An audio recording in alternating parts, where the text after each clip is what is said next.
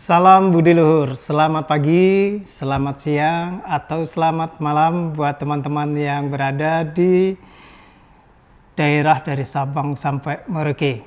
Baik, hari ini kita memulai pembelajaran tentang mata kuliah Teknik Fotografi dan Audio Visual. Mata kuliah ini bernilai 3 SKS, satuan kredit semesternya ada 3, perkuliahan normalnya berjalan 2,5 jam. Tetapi untuk online ini kita persingkat dan cara perkuliahannya sangat mudah. Yang pertama adalah kita selalu hadir pada saat jadwal e-learningnya. Dalam e-learning ini ada yang harus kita isi yaitu attendance, kehadiran. Kalian juga harus buka file dari materi. Yang ketiga, kalian harus mengerjakan kuisnya.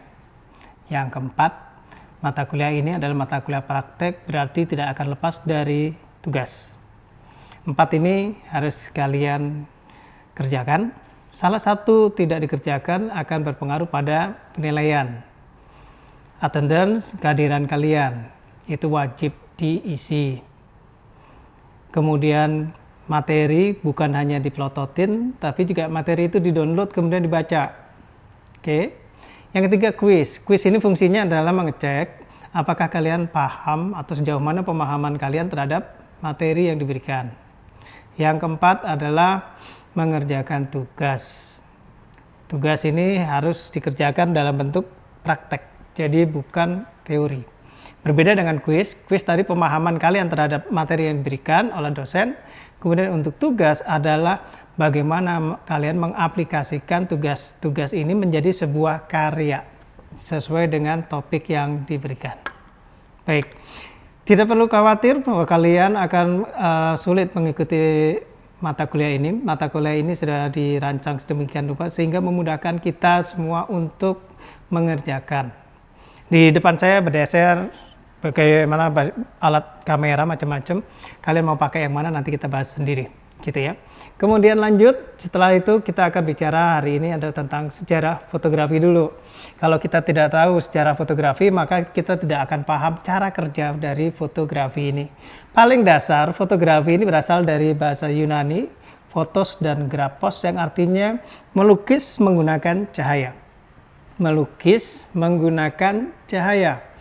Pada waktu kita ngomong melukis menggunakan cahaya, kita imajinasikan seakan-akan saya akan melakukan pekerjaan melukis. Pada waktu melukis apa yang kita perlukan? Yang pertama udah jelas kita perlu bahan baku untuk melukis. Kalau saya melukis cat minyak, perlu cat minyaknya. Untuk membuat sebuah gambar, kita membuat sketsa, kita memerlukan alat bantu lagi, apa yang disebut dengan kuas. Kemudian media untuk meletakkan lukisan ini kita sebut sebagai kanvas. Salah satu dari alat ini tidak ada, maka tidak akan terjadi gambar. Nah, demikian juga dengan fotografi. Kalau kita lihat dari artinya, fotografi adalah melukis menggunakan cahaya, berarti bahan baku untuk melakukan kegiatan fotografi ini adalah cahaya. Tanpa ada cahaya, maka kegiatan fotografi ini tidak akan terjadi. Ini basic banget. Nah, selama kita mengelola cahaya ini menjadi sebuah image yang kita inginkan, maka banyak hal yang harus kita lalui. Jadi yang harus diingat, pertama, fotografi melukis menggunakan cahaya. Tanpa ada cahaya, fotografi tidak akan terjadi. Yang kedua, kalau tadi melukis menggunakan pena atau menggunakan kuas, maka untuk fotografi pun harus menggunakan alat yang disebut dengan kamera ini. Kamera. Oke. Kemudian yang berikutnya, kalau kita sudah menggunakan alat, maka media untuk menyimpannya apa? Melukis, media menyimpan adalah kanvas. Bagaimana dengan fotografi? Kalau zaman dulu kala menyimpan data atau cahaya ini, mereka menggunakan film. Film ini adalah lapisan kimia yang diberi sinar, sehingga membentuk satu objek atau subjek. Bagaimana dengan fotografi era sekarang? Era sekarang tidak menggunakan film, tapi menggunakan yang disebut dengan sensor. Istilahnya sekarang orang-orang sering menyebutnya sebagai teknologi digital. Dengan teknologi digital ini, gambar atau cahaya yang sudah diolah tadi dimasukkan, ditangkap menggunakan sensor. Oke, Nah, pertanyaan berikutnya, kalau gitu, kalau saya melakukan kegiatan fotografi, apakah harus ada cahaya? Yes, harus ada cahaya. Apakah cahayanya harus terang benderang? Lebih bagus. Apakah cahayanya bisa redup? Bisa. Cahayanya redup sekali, Pak? Bisa. Yang penting ada cahaya. Nah, pengaruhnya apa? Cahaya yang terang, cahaya yang redup sekali. Pengaruhnya apa? Satu, kualitas gambarnya. Sama seperti kita berada di tempat yang terang benderang. Pada waktu terang benderang, kita bisa melihat objek atau subjek depan kita dengan jelas. Saya melihat kamera ini, kalau di tempat yang gelap jelas, detailnya kita bisa baca semuanya. Tapi cahayanya semakin redup, cahayanya berkurang, maka saya akan baca tulisan ini pun agak sulit. Pada waktu cahayanya lebih redup lagi, cahayanya cuma 1 lilin dan jauh pula tempatnya, maka ini nggak akan kebaca. Yang kebaca cuma bentuk dari kameranya. Nah, kurang lebih prinsipnya pada waktu kita mengolah cahaya, kita seperti itu. Jadi kalau cahaya yang enak seperti apa? Nanti ada kita sebut cahaya kondisi yang normal. Ada kondisi cahaya yang sifatnya over. Ada kondisi cahaya yang kekurangan cahaya atau under. Oke, jadi kuncinya apa? Pada waktu kita memulai fotografi, kita harus pahami bahwa fotografi adalah melukis menggunakan cahaya. Kegiatan kita tidak akan terlepas dengan cahaya. Bahwa cahaya itu sumbernya macam-macam, ya. Arah datangnya cahaya nanti akan kita kelola, ya. Efek dari penggunaan cahaya tadi terang gelap, kemudian sangat gelap, itu juga akan kita kupas dalam mata kuliah ini. Baik, kemudian apa yang akan kita hasilkan output dari mata kuliah ini adalah yang pertama, kalian paham tentang cara memotret dengan standar fotografi yang baik. Paham, bukan berarti ahli, beda. Paham dulu levelnya. Kalau ahli nanti kalian berlatih terus-menerus, itu akan menjadi seorang yang ahli. Paham bagaimana membuat gambar foto yang baik. Output yang kedua adalah kalian mampu juga membuat gambar dalam bentuk video sederhana. Video sederhana.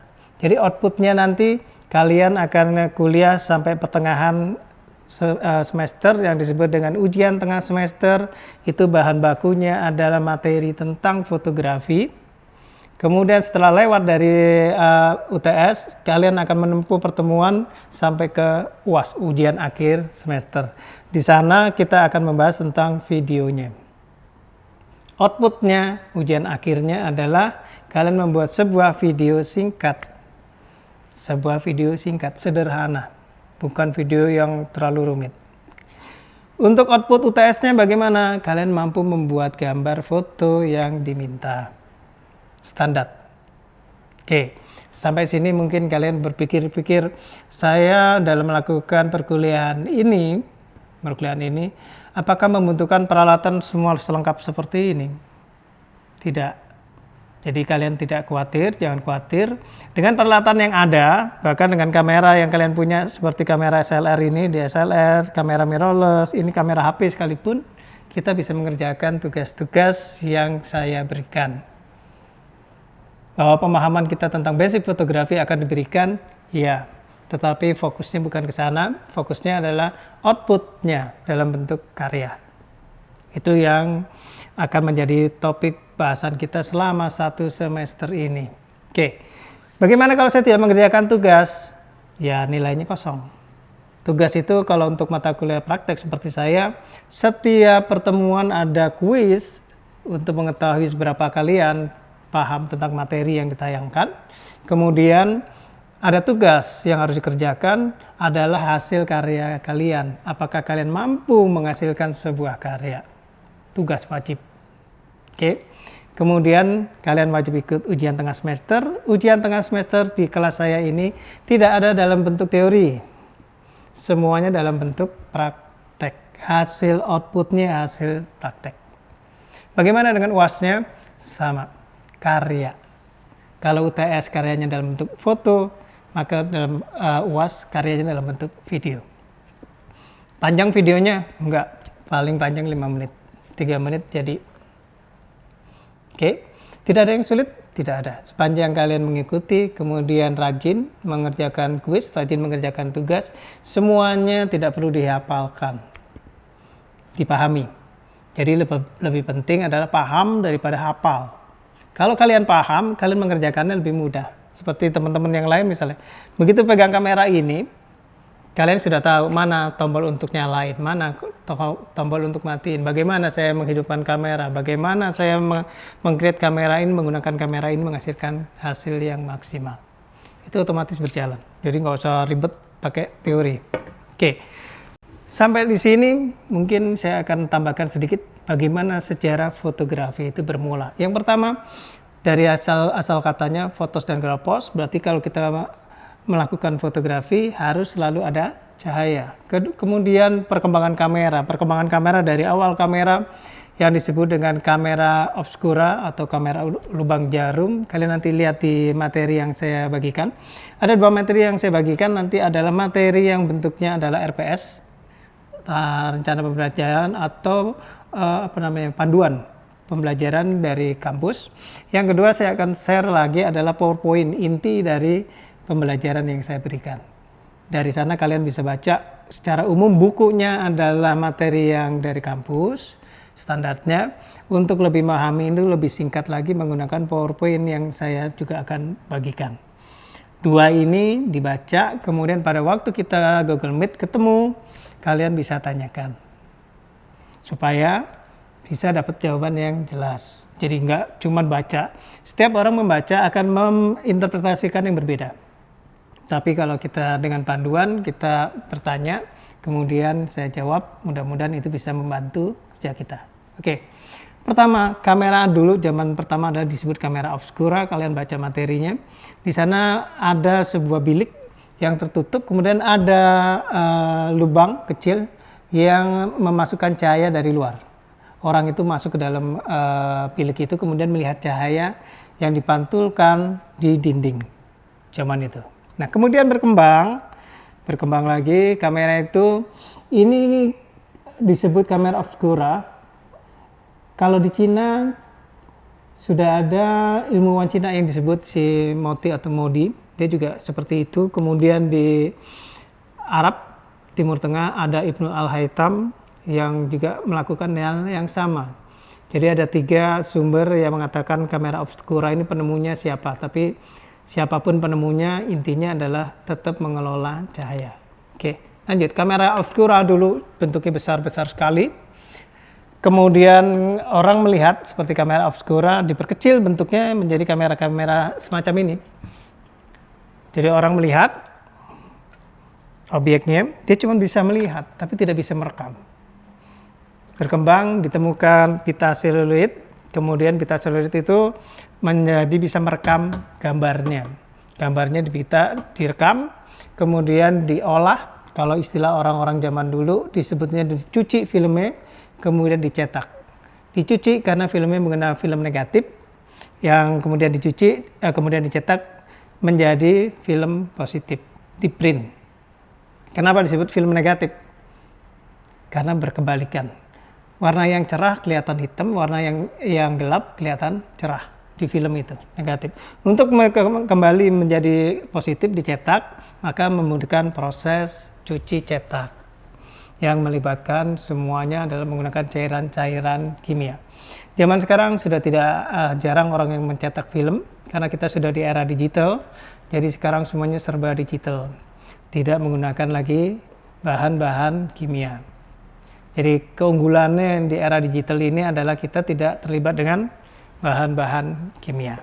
Nah, selanjutnya kita lihat setelah kita masuk ke era digital ini, apa yang harus kita lakukan? Ya, kita harus paham cara kerjanya kamera-kamera digital. Baik, itu pengantar dulu dari saya.